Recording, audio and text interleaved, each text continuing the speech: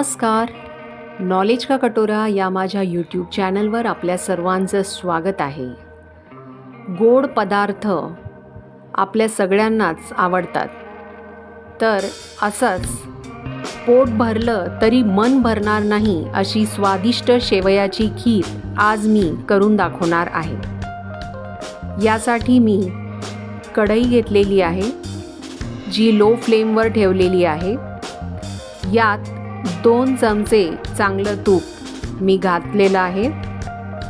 यामध्ये मी बदाम आणि काजूचे तुकडे घालत आहे.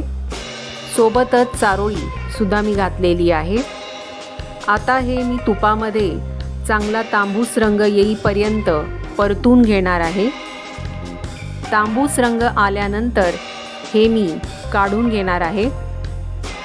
आणि आता त्या तुपामध्येच मी अर्धी वाटी शेवया या घातलेल्या आहेत आणि या शेवयासुद्धा चांगला तांबूस रंग येईपर्यंत मी परतून घेणार आहे.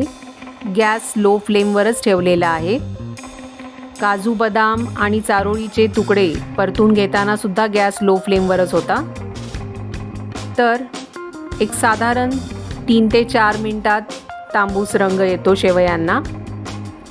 पण आपल्याला हे सतत हलवत राहायचे. तर तांबूस रंग आलेला आहे. याच्यातच मी अर्धा लिटर दूध घालत आहे. हे दूध मी तापवून घेतलेलं होतं आणि रूम टेम्परेचरलाच ठेवलेलं होतं, ते मी यामध्ये घालत आहे. आता हे चांगलं हलवून घ्यायचे आणि गॅस लो फ्लेमवरच मी ठेवलेला आहे. छान दुधाला अशी उकळी येते. यामध्येच मी अर्धी वाटी साखर घालत आहे आणि ती सुद्धा चांगल्या प्रकारे हलवून घेत आहे.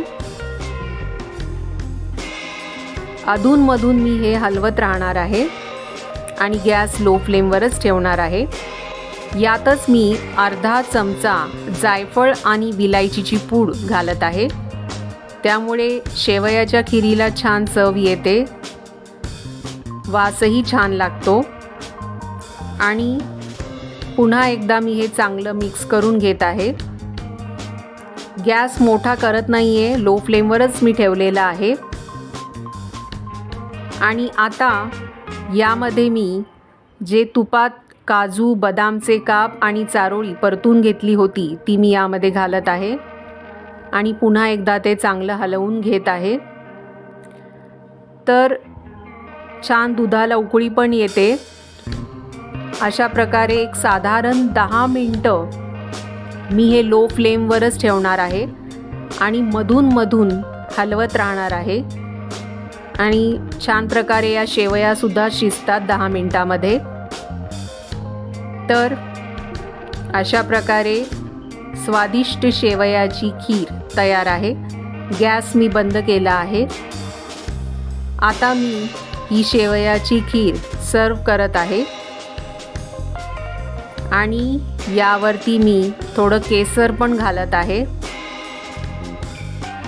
तर पोट भरलं तरी मन भरणार नाही अशी स्वादिष्ट शेवयाची खीर तयार आहे. अतिशय छान दिसत आहे ही खीर. हा व्हिडिओ आवडला असेल तर शेअर, लाईक, कमेंट करा आणि आणखी व्हिडिओ बघण्यासाठी सबस्क्राईब करा यूट्यूब चॅनल नॉलेज का कटोरा.